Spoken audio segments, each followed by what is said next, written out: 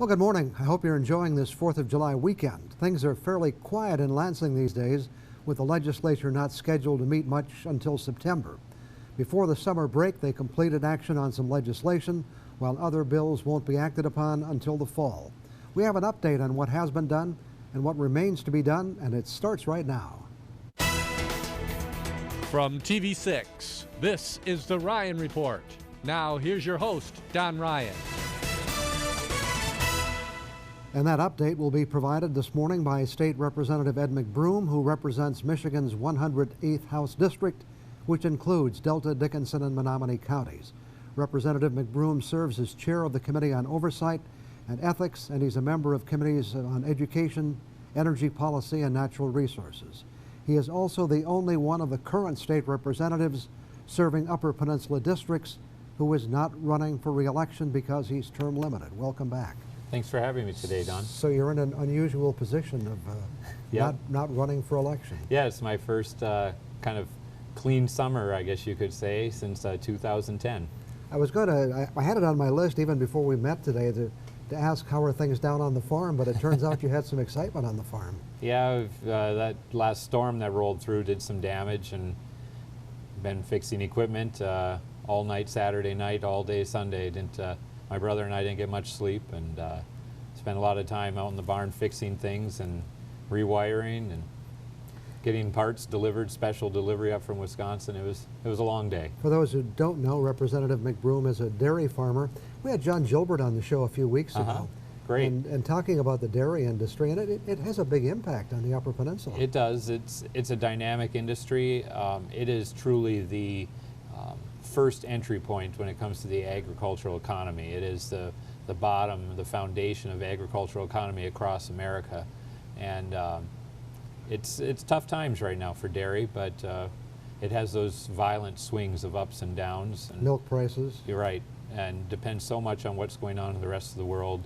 Very volatile. But I love it. I love being with the cows and out in the fields, and just seeing great things going on the farm and raising my family there. We've got 4 kids now, and 5th one coming in the winter. Well, there you go. A lot of milk coming from those cows. It's probably too early to start looking back, but let's do that just for a minute or two anyway. Yeah, you still have 6 months to go, but you have 2.5 years in. Any particular thoughts as you look back? Any it's an amazing disappointments? It's an amazing experience. I really still believe very much in our system of the Republic, and believe so strongly in the value of our form of government and how it serves the people well. It has its problems. It's not always done correctly, and as long as men are running things, we're always going to have those troubles, ups and downs. But I'm happy that I got to be a part of it, look inside the machine, try to make it better. And that's kind of become my final piece now, is to try, how do I leave the place better than I found it? How do I force through some reforms that'll better serve the people, that'll protect the institution from further decay? But I'm very proud of the work that we did in regards to education reforms, in the sense of giving kids more opportunities, more options to choose from, and less cookie cutter style education. Could have gone so much further, but I think we made a good start that hopefully others can carry forward with in the future. I'm very proud of some of the work that I've been able to do with others to the drug issues going on across Michigan and in the UP, and been a part of other series of reforms that are small, fixing issues for emergency responders to be able to use emergency lights on their vehicles, or fixing various issues or cross-the-border traffic of drugs, or cross-the-border traffic for veterinarians even, who weren't allowed to have their prescriptions filled crossing the border. But there's been big projects too that I've been part of with road funding. It's not the best solution, but we finally got something done. Right. I'd still love to see some serious reforms to term limits, to the State Board of Education, ethics reforms within the House. Those are all things that I'm still working on. You recently finished up the budget in Lansing, and you were kind of hit with some surprises right close to the end when you found out that, not just you, but the whole legislature found out that you had less money to work with than you planned. Are you happy with the way the budget turned out? I think it's a good quality budget still. I mean, we have paid down more than $20 billion of debt for Michigan. We're on a course to eliminate debt in less than 20 years, maybe about 12 or 15 years. That's a really good course to be on. Of course, we've had some surprises, some additional expenses when it comes to Flint, when it comes to first Detroit's bankruptcy, and now dealing with getting Detroit Public Schools out of the hole before they're in bankruptcy. And of course, the remainder of the credits left behind from the previous administration, and the remainder of the loans that she and the previous governor, John Engler, took out to fix roads. These are all coming to pay right now. And so those expenses continue to eat away from the budget and make it difficult when new expenses come along or when revenues don't come in quite as high. But you're seeing the economy shift back to a more stable form of revenue, which is because there's more jobs. Unemployment's down below the national average for the first time since 2001, I believe. And so moving the economy to a more stable tax base and broader tax base has been good. I think you see that because our debt service payments are reduced because we're paying off debt, we have tremendously more stability. We have increased bond ratings, which lowers our interest payments. And you also see that our budget stabilization fund is much more stable at this point and is there and able to help us smooth through these things. So that's why, despite having a slight decrease in revenue expectation, we're still able to increase funding for schools. We're still able to pay towards the roads and the repairs that we promised we would before the new road funding plan fully kicks in this fall. Okay, I've got some more specific questions about that. We have to take a break. Back with more on the Ryan Report in just 2 minutes.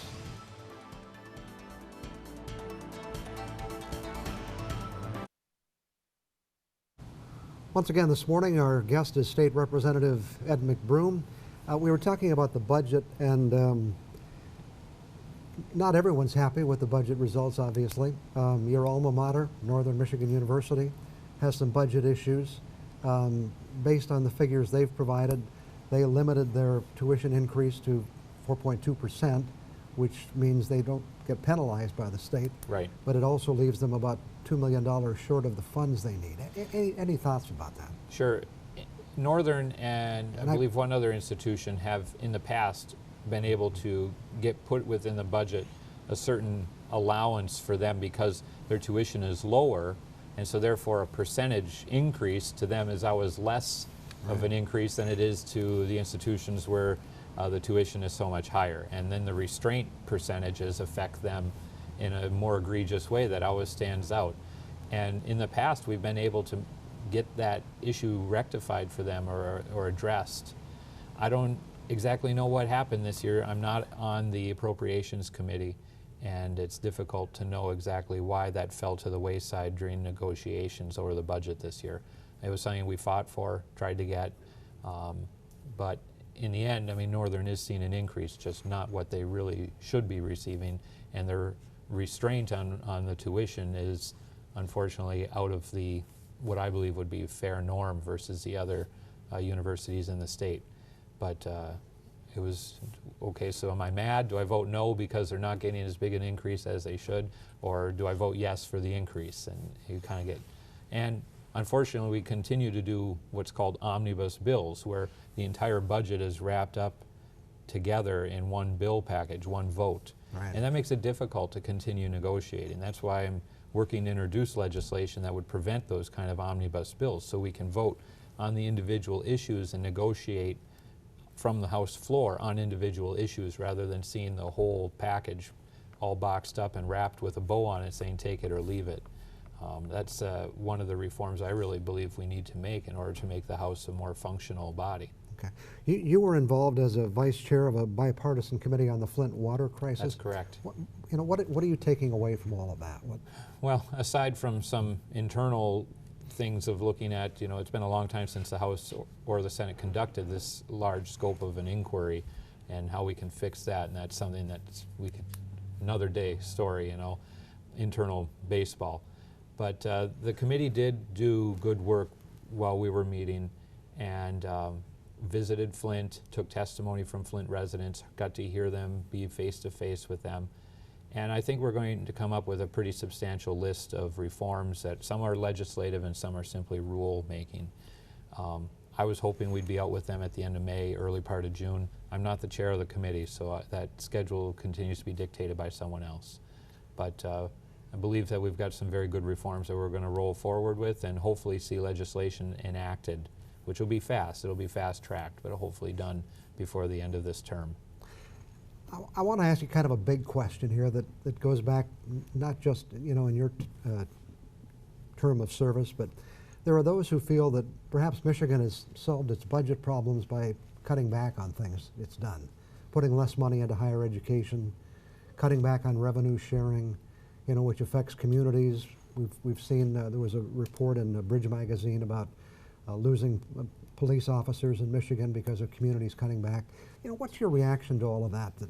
That Michigan, and as I say, this probably goes back starting 20 years ago. It did. I would say it even predates that. If you look back to the 80s or before that, Michigan had this cyclic economy that's very dependent on the auto industry. And when times were good, hey, times are good, who cares? And when times were bad, oh, we're going to fix this. We're not going to get in this pickle again. And then, oh, it'll get good again, so let's forget about it. And you saw that cycle going on, and Michigan was always hurt by that.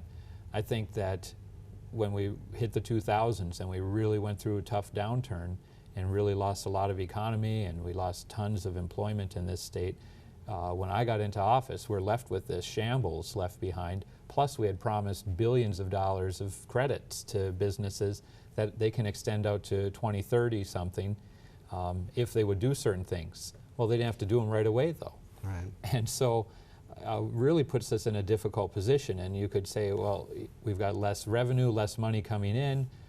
How can we fix it? Well, let's tax people more. We either tax businesses or people and try to fix these situations so we don't have to cut spending. But if you keep on taxing those people and businesses, they further go away. And right. so it just becomes a vicious downward spiral. I think we created a much more stable system. We got rid of as many of the credits as we could. We still have to pay off some of the contractual ones, but even on the taxes themselves, we eliminated a lot of the winners and losers and made fair, broader-based taxes, and even lowered the rate, and still are seeing greater stability coming about. I think that it's hurt locals. We're clearly underspending at the local level. We need to do more to return the money back to the locals and do less at the state level. There's competing interests. But if you look at the state budget itself, the general fund is still only between $9 and $10 billion, which is about the same dollar amount since the 90s. It's the federal dollars that have come in on top that have raised us from the 30 area up into the 50s. And that huge amount of federal dollars has made things really particularly difficult and on things through this time, this transition out of the recession, because we got so many federal dollars coming in, we spent them like crazy. This was before I was in office, but we were doing $400 some per pupil for high schools and K through 12, to the universities, to local governments, all over, all these federal dollars. Well, then in 2011, most of those funds disappeared. The ERA funds disappeared, TARP, all of that is gone. And then the state suddenly is, well, we can't keep up with that spending. Right. And we should have spaced it out. The previous administration should have said, you know, we're going to put this in the bank and only meter it out so it lasts. But no, it would just dump it all in there, fill our hole, and walk away. Plus, they did a huge income tax increase in 2007 and the business tax increase. And how was that turning out? Well, we lost 1 million jobs, we lost population. Right. And so I really think we're turning the corner. Things are coming around, but we definitely have been underinvesting at the local levels. And the more we can do to return that money through local revenue sharing or through tax decreases, the better. And we need to give more authority back to the locals. Right. Certainly a big issue. Got to take one more break. Back with more on the Ryan Report after we pause for this commercial.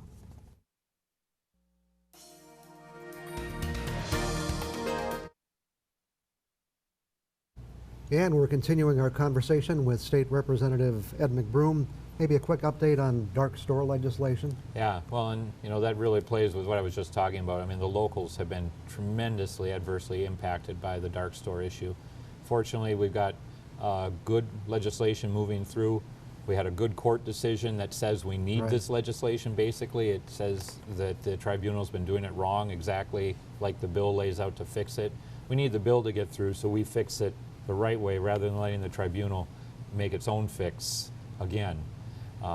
So I'm very optimistic. It got through the House with very large support. I'm hoping the Senate will take it up, maybe even over the summer, but if not, very first thing in September. And there's still major opposition to it from State Chamber and some Ridiculous opposition. I mean, they say, oh, it's going to be a huge tax increase, but one, the companies that have already received this huge benefit, that doesn't change. They get to keep it. So whose taxes, their taxes aren't increasing. What about all the taxes that have increased because of these people getting these huge box stores getting these reductions? They don't want to talk about that. And thirdly, when you look at Michigan's property tax on these stores moving from the $65 to $70 range, which was just maybe a little bit high compared to national average, but certainly not far out of the norm, and dropping it down into the 20s, which is way below the national average, I mean less than half of what the national average is ridiculous to say, oh, this is a tax increase of immense proportions. I reject that from the State Chamber or any other group that says that. Is just very much throwing up red herrings and trying to distract people from the truth of this issue. We don't have time to go into this issue in detail, but the state's been trying to develop an energy policy. You're on That's the right. Energy Committee. EPA is forcing a lot of plants to close. Are we getting close?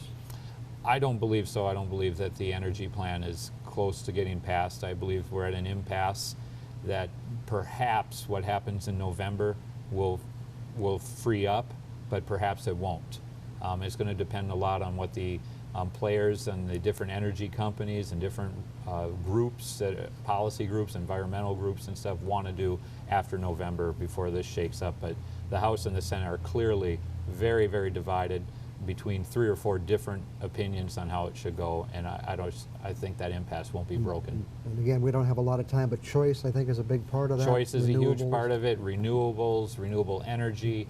There's just a huge amount of variables that are tying that up in knots. And for my 6 years of watching this go by, I don't believe that impasse is about to break. And it is critically important to the long-term future of the state. And especially to the Upper Peninsula. We're fortunate that a lot of what John Keevel and I have worked to bake into this energy plan from the House gets to go forward is with nothing happening. In the bill itself, the good things that we're hoping to see happen still get to move forward without that, except that we really need to consider the viability of the study for better connectivity with the Lower Peninsula to get us away from the Wisconsin train wreck that we've been attached to for so long. We're out of time. What are your plans for the future? Well, I'm planning to run for the Senate seat that Senator Casperson will be leaving, and hopefully can have a chance to continue serving the people of the Upper Peninsula in the legislature and continue to use my experience there to make things better for us here in the UP and be a voice for us in the UP. Okay, and keep those cows happy over in Norway, too. I'll love to keep on working the cows, too. Thanks for coming in this morning. Thanks for Appreciate it having me, very Don. much. Thank you. I'll be back with some additional thoughts after we take a break.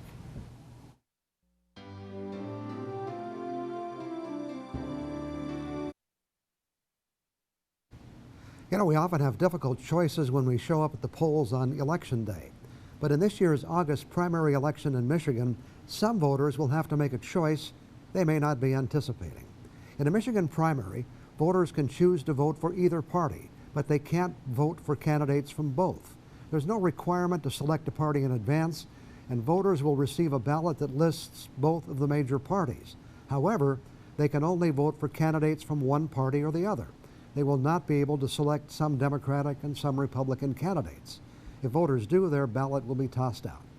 Why is it this way? Well, probably because primaries usually are intended to provide an opportunity for a party to select its candidates. There have been occasions when voters from one party may have voted in the other party's primary to influence the selection of a weaker candidate. In any case, this requirement may not be a concern for voters who are solidly committed to one party or the other, but the independent voters will have to make a decision, and in some cases that may be a difficult choice. Let me give you an example. In Marquette County, there's a major race to replace retiring Sheriff Mike Lovelace. There are 3 candidates who've campaigned very actively for the seat. and they're all Democrats. The winner of the primary will become the new sheriff. So many Marquette County residents, including some Republicans and independents, will want to cast a vote for their favorite. This presents a dilemma for them because there's also a major race underway to select the Republican candidate to replace retiring Congressman Dan Benishek. Those candidates are Tom Casperson, Jason Allen, and Jack Bergman. Now, Marquette County typically has a Democratic heavy turnout, and chances are there will be a lot of Democratic votes in this year's primary. Besides the sheriff's race, there's also two candidates seeking the congressional seat, Lon Johnson and Jerry Cannon, and the 109th District State Senate Representative John Kivala is being challenged by Sarah Cambenzi for the Democratic nomination.